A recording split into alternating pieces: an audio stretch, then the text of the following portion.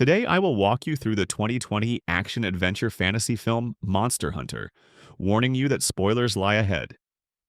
The story opens with a premise that feels ripped from old legends. Somewhere beyond the reach of ordinary perception, entire realms exist where humanity has learned to live alongside colossal, often hostile beasts. One such realm is a scorching desert punctuated by a solitary tower that perpetually crackles with black clouds and raw lightning. That tower, looming like a jagged tooth against the horizon, is the destination of a sand-driven vessel commanded by an admiral and his crew. The vessel, a sleek barge fitted with massive sails and a reinforced hull, cuts through the dunes under a sky that shimmers with heat. Its passengers include the admiral, a seasoned hunter, and a handful of soldiers tasked with escorting a mysterious cargo. Their progress is abruptly halted when the sand itself seems to rise, revealing a massive creature known as Diablos. The beast, its horned silhouette framing the sun, charges straight at the ship, using its massive bulk to try to overturn the vessel. The admiral leaps to the wheel, wrenching the rudder just enough to steer the barge away from the oncoming force. The maneuver works, the ship skids past the monster's massive bulk and continues its course. However, the victory is short-lived. As the crew rushes to right a fallen handler, the hunter who had been assisting slips on the slick deck, tumbles into the sand, and is left stranded, his silhouette swallowed by the blinding glare of the desert. Back on the more familiar world of Earth, Captain Natalie Artemis leads a tightly knit security detail composed of Lincoln, Marshall, Dash, Steeler, and Axe.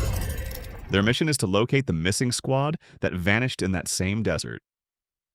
The only clues they possess are a fragmented SOS recording and a set of tire tracks that terminate abruptly, as if the vehicle simply dissolved into thin air. Along the road, they also discover a scattering of stone monoliths etched with indecipherable symbols. The symbols, though meaningless at first glance, hint that something beyond ordinary physics has been at work. Without warning, a dark, roaring storm coalesces on the horizon, moving with a ferocity that seems to outrun the wind itself. The team scrambles into their armored vehicles, hoping that speed will carry them out of harm's way. The storm, however, is not a natural meteorological event.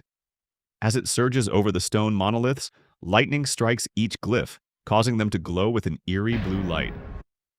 The bolts seem to imbue the stone with a strange energy, and the storm's intensity increases with each flash. The vehicles roar across the sand, their engines whining against the gale, but the storm remains ever closer, its vortex expanding until it engulfs the convoy. In a moment that feels ripped from a nightmare, the maelstrom opens a luminous portal beneath the wheels of the cars. The ground gives way and each vehicle is hurled into the void, tumbling and flipping as the wind snarls around them. When the chaos finally subsides, the survivors find themselves perched on the edge of a colossal canyon, the storm having retreated as suddenly as it had arrived. The landscape before them is alien. Towering rock formations rise like the spires of a forgotten city, and the desert stretches infinitely, its dunes unnaturally close despite maps indicating that the nearest sand sea lies dozens of kilometers away. Their communication devices sputter and die, compasses spin without direction, and even the most basic electronics refuse to cooperate. With no external guidance, they resolve to navigate by the sun, hoping its steady path will lead them back to civilization. Axe, ever the observant one, pauses as his eyes lock onto a grim tableau. The wrecked vehicles of the original expedition lie half buried in the sand, their metal twisted and blackened.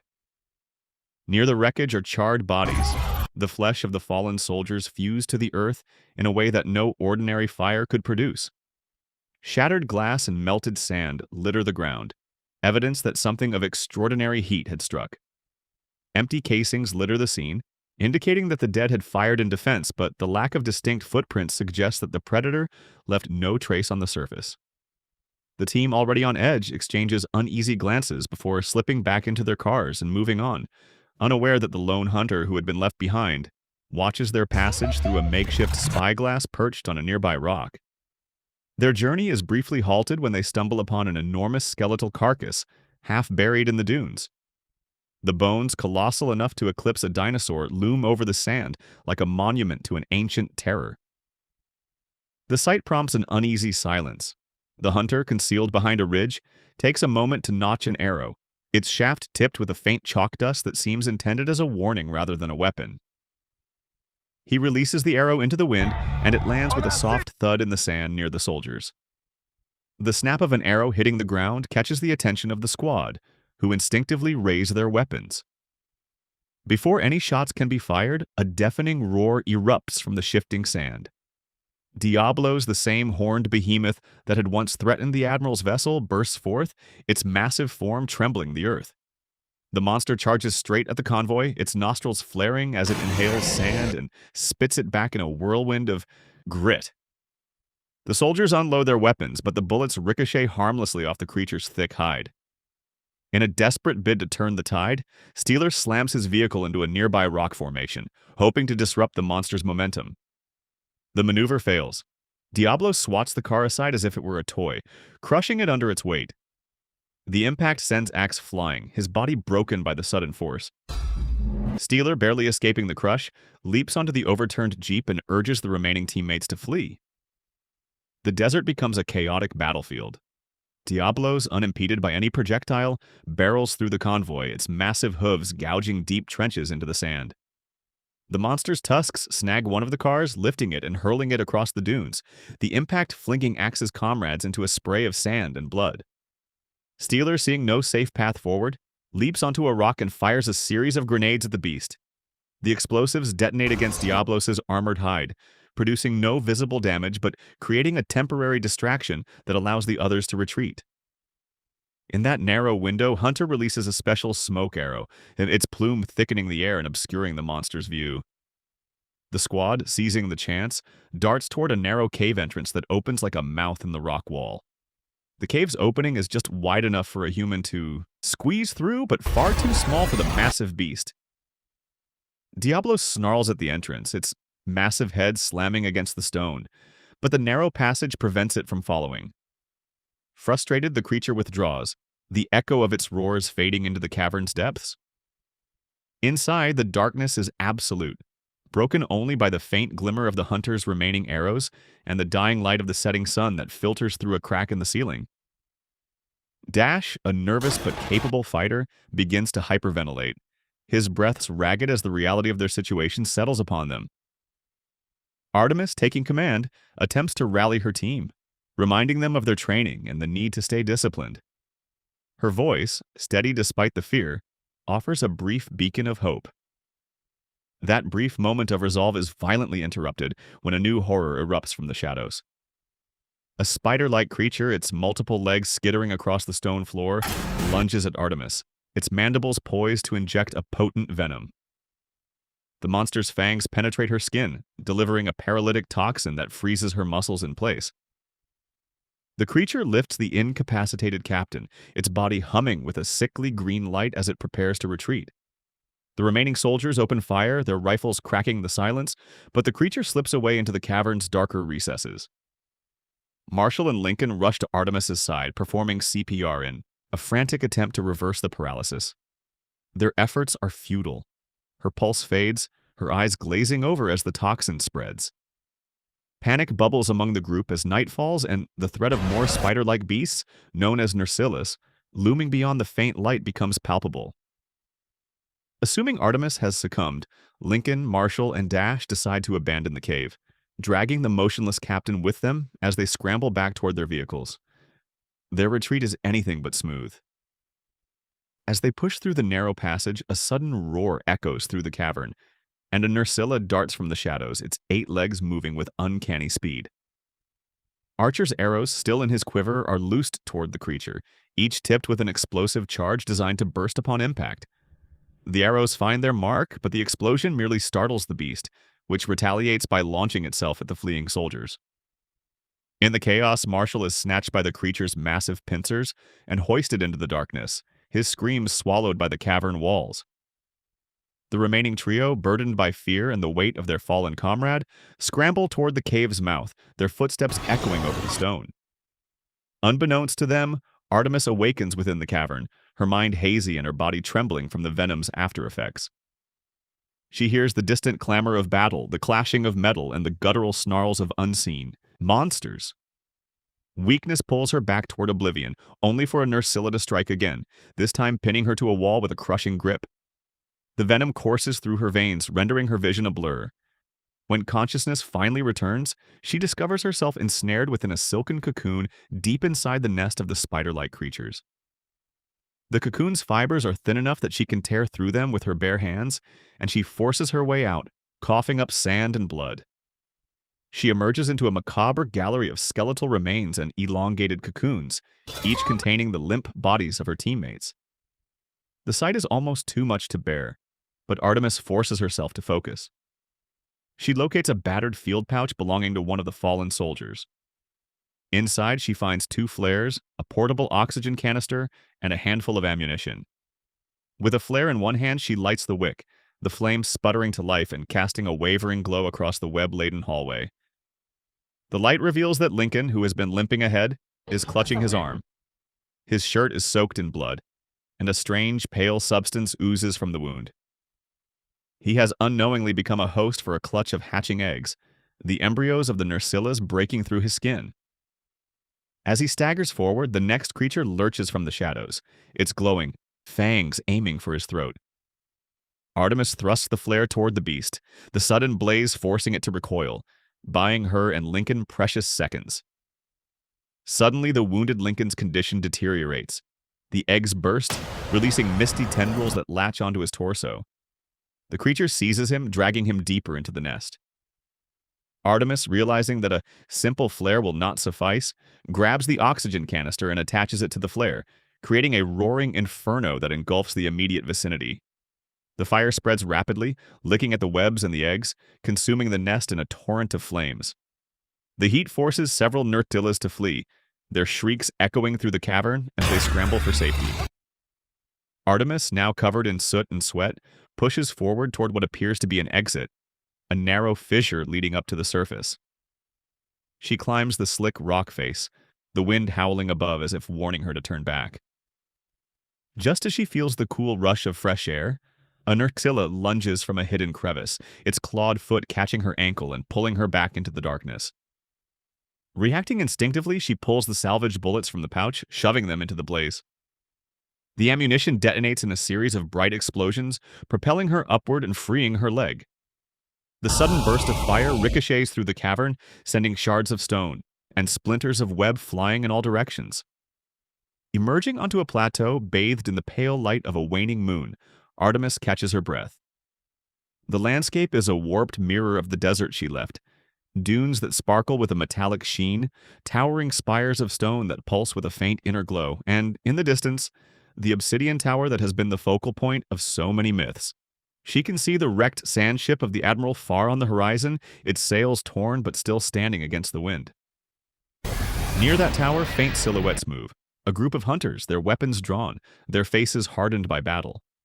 Among them is the lone hunter who had watched her from a distance, his eyes narrowing as he spots her emergence. He raises his bow, an arrow already nocked, its tip glinting with the same chalk dust used earlier as a warning. The scene freezes for a heartbeat, the world holding its breath as 2 forces, human and monster, hunter and prey, stand poised on the brink of another clash. The storm that had ripped them apart seems a distant memory, yet the sky above still churns with ominous clouds, hinting that the world they have entered is far from finished with its tests.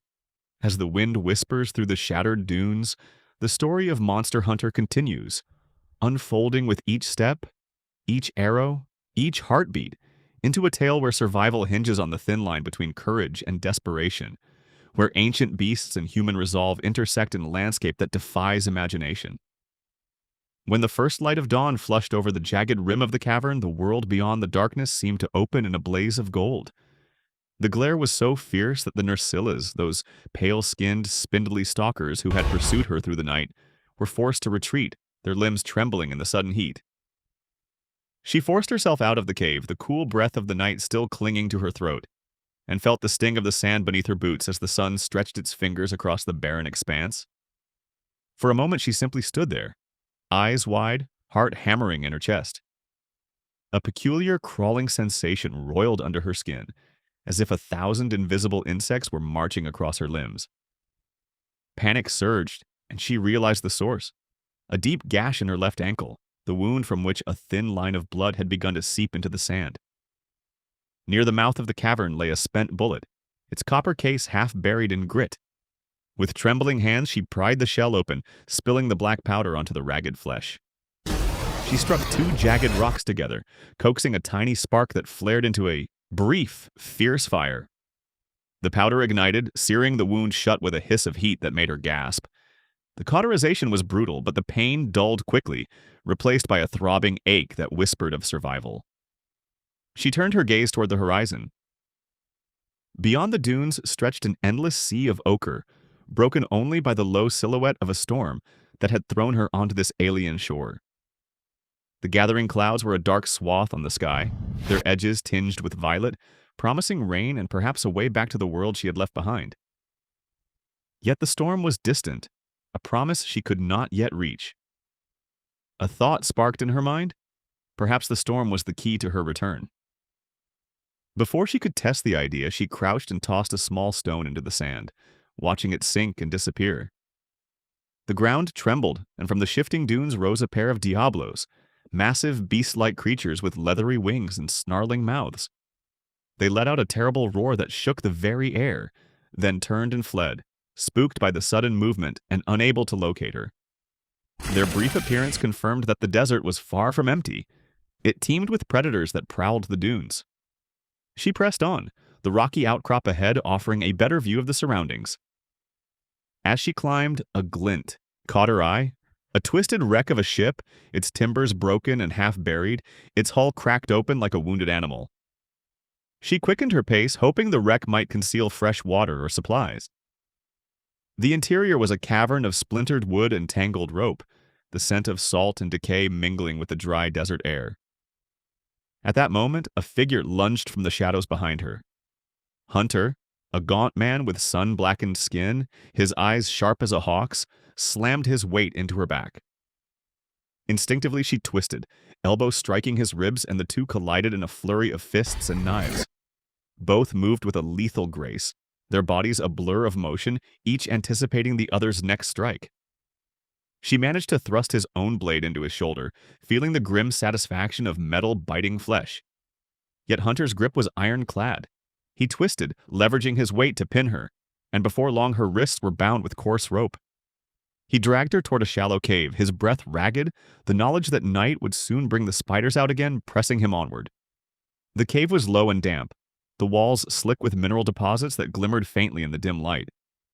Hunter sank onto a stone ledge, uncorking a crude contraption, a makeshift water collector fashioned from hollowed bark and woven fibers. He lifted a cupped hand to his lips, the water cool and grating against his throat. He then knelt, ripping pieces of lichen from the rock face and grinding them into a paste, which he ate with a grimace. Artemis watched him, her throat dry, the taste of blood still lingering from her cauterized wound. She remained silent, her eyes flickering toward the dark opening, where the Nersilus scratched at the earth, their claws scraping the stone in a relentless attempt to burrow in. Hunter, unaware of her covert movements, knelt again and began to tend to his own injury. A shallow cut across his chest, mixing ground herbs with a bit of the powder from his earlier fire, forming a thick, amber salve. He whispered prayers over two tiny figurines, a mother, a child, and a stern father, carved from bone and polished to a sheen. The idols were his only link to a family long since lost to the desert's cruelty. As he spoke, Artemis slipped a shard of broken glass from the floor into her palm, its edges razor sharp. She pressed it against the rope binding her wrists, the cold metal biting through the fibers as she worked in near silence. Dawn's first light filtered through the cave entrance, painting the walls with honeyed gold. Hunter rose, his eyes scanning the horizon, checking the storm's progress as well as the restless silhouettes of the monstrous Diablos that roamed beyond. He returned to the cave holding his water skin aloft, but found the space where he had left Artemis empty. The rope lay slack, the shards she had used glinting faintly in the gloom. A grin, thin and predatory, spread across his face as he realized the trap had been sprung. She lunged from the shadows, her blade flashing in the dim light. Hunter turned too late. His foot caught the edge of the water skin, a spray of water hissing as it fell to the ground. He stumbled and fell, his hands slipping from his own rope, allowing Artemis to pull the wound open and drink from his skin-slicked water. He barked a guttural warning, but his mouth was full, his eyes flashing with fury when she knocked over the tiny altar of his figurines. Their fragile forms shattered, scattering across the stone floor. He tackled her, and the two tumbled down the uneven slope, rocks grinding under their bodies as they rolled out of the cave. The earth gave way beneath them, a sudden sinkhole opening with a low, echoing rumble. Hunter plunged into the darkness, the walls of the pit slick with damp sand. Artemis, reacting instinctively, grabbed the man's forearm and hauled him back onto the ledge just as the edges began to crumble. Their breathing was heavy, the silence punctuated only by the distant howl of a Diablos a few paces away. She reached into her pack and produced a small bar of dark chocolate she had salvaged from the wreckage, breaking off a piece and offering it to him. He stared at it, pocked eyebrows raising, then took a bite. The sweetness struck his tongue, a rare, fleeting pleasure that softened his hardened expression. In return, he passed her his water skin. The cool liquid ran down her throat, reviving her muscles and sharpening her focus. Together, they trekked to the rim of the dunes, the storm now a swirling vortex of wind and rain on the far horizon. The desert's heat still clung to their skin, but the approaching tempest promised a respite from the crushing sun. On the ridge, they found a thin strip of flat rock, a place where the wind sang through the crevices, and for a moment they managed an uneasy conversation. Their voices were foreign to each other. Words broke on invisible barriers, but gestures conveyed intent. Both wanted to reach the storm, but the Diablos blocked the path, its massive form looming like a living mountain in the distance. Artemis suggested they return to the military outposts scattered nearby, retrieve their weapons, and face the monsters head-on. Hunter shook his head. He knew the firearms would do little against the thick titan of the Nursillas, or the fierce jaws of a Diablos. Instead, he led her down a narrow canyon to the entrance of what he knew to be the Nursilla nest, a gaping maw in the sand where the spider-like creatures gathered in swarms. He explained his plan in halting gestures. If they could kill one of the spiders and harvest its venom, the toxin might be used to weaken the Diablos. Artemis considered this, then nodded. She would be the bait, she would draw the creature out. The sun slipped lower, staining the sky with bruised purples as she stepped into the center of the rocky clearing. She opened her mouth and sang a low, rhythmic chant, a military cadence she had learned in the barracks, its cadence echoing across the dunes. The notes rose, carried by the wind, and a lone Nursilla, its limbs trembling, turned toward the sound. Its eyes, black as obsidian, fixed on her. She darted toward the trap they had erected, a rope loop tied around a jagged stone, the line snared in the sand. As she fled, the spider's massive foot slipped onto the rope, tripping itself. In that heartbeat, Hunter vaulted from the shadowed ridge, hammering his enormous sword down with a thundering crack that cleaved the creature's head in two. He severed the stinger with a swift motion, the glistening tube pulsing with venom. He placed it carefully into a hollowed piece of bark, sealing it for transport. They retreated to the cave, clutching the stolen venom as if it were a fragile ember. In the dim light, Hunter uncapped the container and showed it to her. He spoke quietly, his voice hoarse, revealing the secret behind his tiny idols. They were remnants of a family he had loved and lost, a mother who taught him to read the stars, a little sister who sang by the fire, a father whose hands could coax life from barren soil. The loss had driven him to this solitary existence, his worship a prayer for redemption. Morning arrived with a quiet wind, and the pair set to work. The venom was carefully drawn out, wound along the hollow of a sharpened arrow they had fashioned from a broken spear tip. They constructed a makeshift catapult from the broken hull of the shipwreck, rigging ropes and a scrap of canvas to launch a small keg of sand at the edge of a dune, hoping the impact would provoke the Diablos from its hidden lair. Artemis was fitted with a set of armor she had salvaged from the wreckage, lightened plates of alloy fitted to her frame, and a pair of dual blades that, when pressed together, burst into flames. Hunter fashioned a grappling hook from twisted metal, its iron jaws gleaming. When the plan was set, they pulled the lever and sent the keg soaring over the dunes. It struck with a soft thud, the sand exploding in a cloud of dust. From the disturbance, a massive Diablos thrust its head out, its eyes glowing amber. Its roar was a thunderclap that rattled the very ground beneath them. Artemis and Hunter sprinted toward the battered military trucks they had found half buried in the dunes, the beast loping after them, its massive legs kicking up clouds of sand. The creature ducked beneath a dune, its bulk vanishing from view. Hunter shouted, "Bait!" and hurled himself ahead, drawing the monster's attention. Artemis turned back to retrieve a pack of tools she had left near the wreck, keeping one eye on the sand where the Diablos might reappear. In his haste, Hunter dropped the pouch that cradled his family's figurines. They clattered and fell into the sand, a brief flash of bone and memory. The Diablos emerged, its staggering mass crashing into him. He rolled, firing the venom-coated arrow straight into the beast's eye. The instant the poison entered, the Diablos convulsed, its vision clouding, its movements becoming erratic. Artemis, gripping the machine gun mounted on the rusted truck, squeezed the trigger. Bullets ripped into the monster's side, each impact echoing like a drumbeat.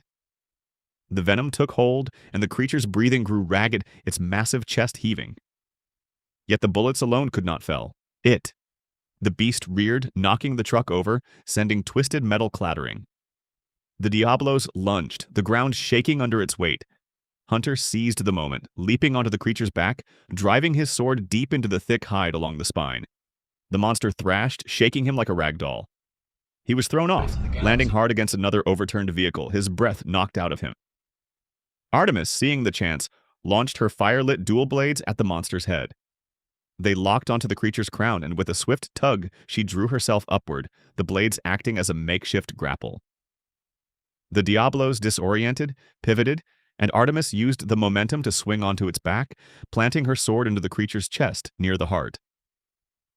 A final, decisive thrust drove the blade through, and the Diablos let out a guttural howl before collapsing, its great body crumpling into the sand. Hunger lay unconscious, a wound gaping on his side, his breath shallow. Artemis, heart pounding, stripped the wreckage of the trucks for any usable supplies. She cut a slab of the beast's hardened hide, fashioning a crude stretcher. With one arm supporting the injured man, the other dragging the stretcher across the dunes, she moved as swiftly as the burning sun would permit. The wind rose, sand swirling into a blinding storm that threatened to swallow them whole. She hammered stakes into the sand and unfurled a battered military tarp, creating a shelter against the gusts. From the emergency kit, she pulled a makeshift cardiac aid, a small battery-powered compressive device, pressing it gently against Hunter's chest to keep his heart rhythm steady. Night fell, the sandstorm roaring outside, but inside the tiny tent, Artemis kept vigilance. She checked his pulse, whispered low prayers she did not fully understand, and tended his wounds with the salve she had learned to make. The venom from the Nursilla's stinger seeped into a small bottle, its dark liquid shimmering in the dim light, a promise of future weapons. As the wind howled, she thought of the storm far beyond the dunes, of the unseen sea that might carry her home, and of the unlikely partnership that had forged itself in sand and blood. When dawn finally broke, the storm having spent its fury, the desert lay quiet.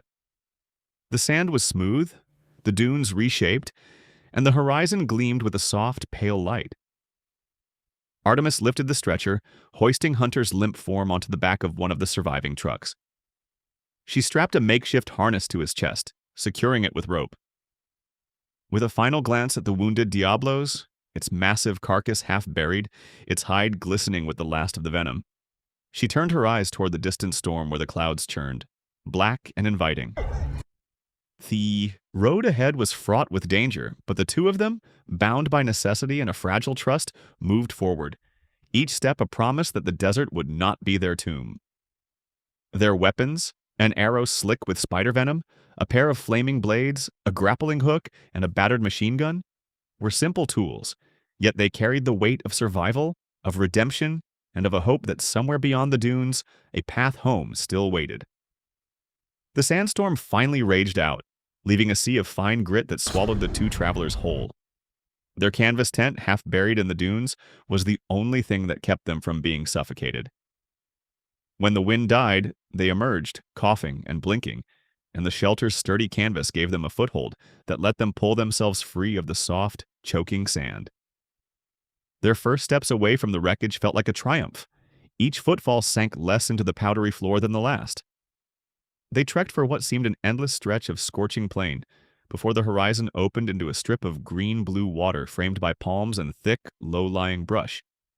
An oasis, a rare and welcome sight in the middle of the desert, beckoned them to rest.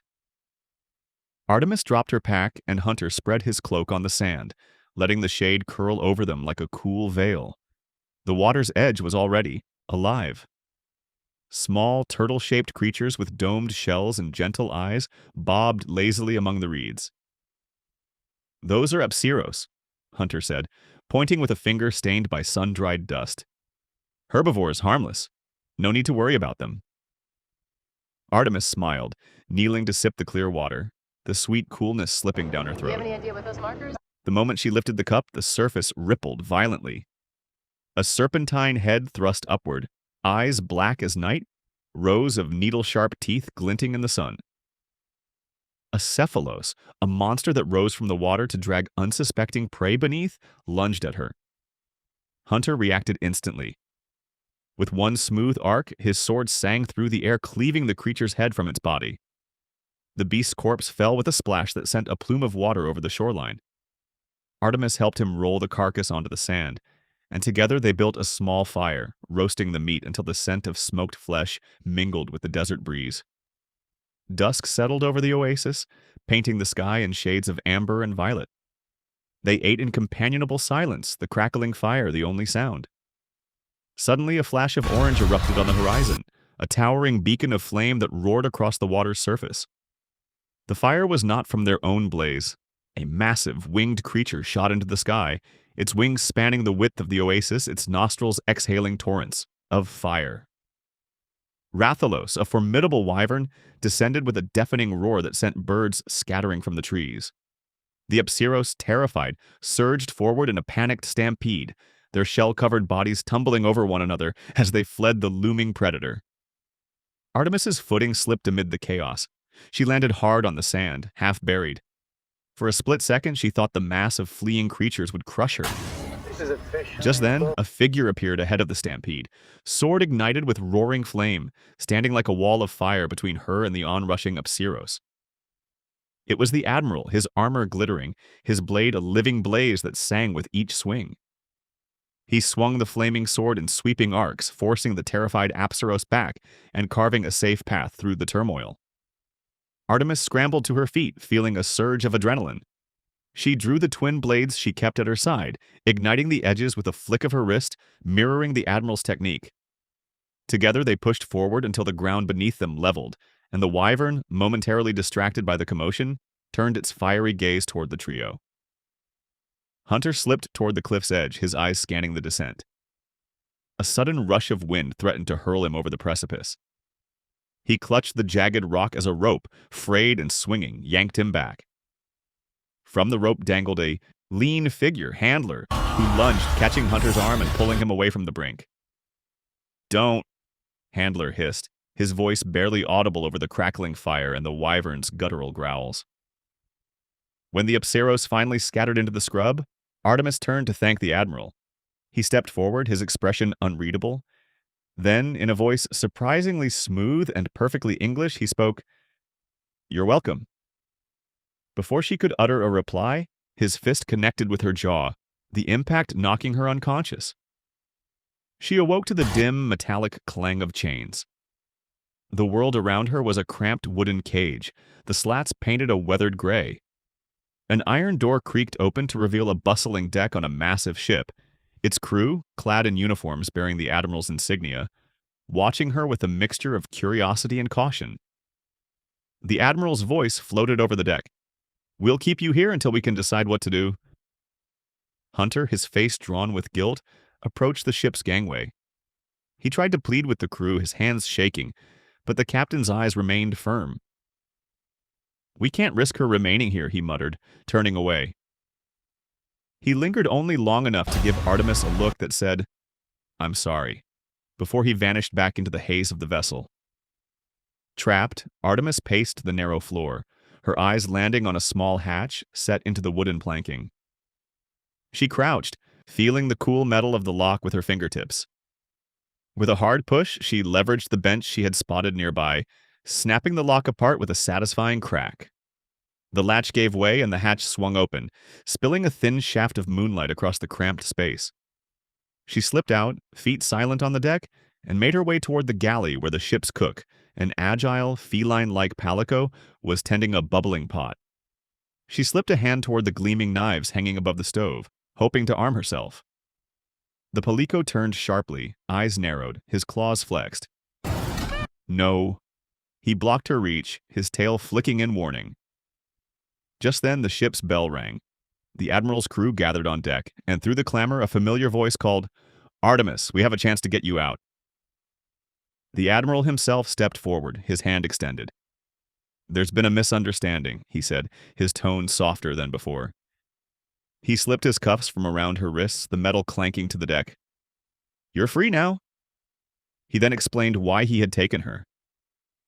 "Your world is a source of fear for us," the admiral confessed, eyes flickering toward the distant horizon where a jagged silhouette rose above the sandstorm. The sky tower sits atop that mountain, a relic of a civilization that mastered the art of moving between worlds. The ancients vanished when their technology turned against them. I suspect the same fate loomed over Earth. The tower draws a storm that threatens our own world, and I have been trying to stop it. He gestured toward the crimson-tinged clouds that still churned over the dunes. "We were headed for the tower at dawn. Rathalos blocks the way. If you help us bring that beast down, we'll help you return home." Artemis, still reeling from the night's chaos, nodded. The promise of home was a beacon brighter than any fire. With the crew assembling behind the admiral, they set off at first light, the sand still warm beneath their boots. The ascent was grueling. Each step up the steep, jagged incline stole breath and tested resolve. The sky tower loomed ahead, a spire of dark stone perched precariously on a pool of glowing lava that hissed and spat at the base of the mountain. The heat was oppressive, turning the air into a shimmering curtain that seemed to warp the very world around them. As they neared the tower, shards of glass crunched underfoot, their edges catching the morning sun. "Rathalos is close," the admiral warned, his voice low. He gestured toward the horizon, where a massive wyvern silhouette edged the sky, black against the faint pink of dawn. Yes. The team spread out, weapons drawn, each aware that a single misstep could lead to oblivion. The wyvern swooped down with a deafening roar, its wings beating like thunder, fire spilling from its maw in a blazing torrent. The crew scattered, trying to evade the searing heat. The admiral charged forward first, his sword ignited, as if fed by the flames themselves. Artemis and Hunter followed, their blades alight, casting flickering reflections on the lava below. Other members of the crew attempted to join the fray, but Rathalos swatted them aside with massive talons, sending them crashing into the stone. The tower began to pulse, its ancient runes flaring in rhythm with the wyvern's breaths. The symbols mirrored those Artemis had once seen etched onto the walls of her own world's ruins, a disturbing echo that made her heart thump faster.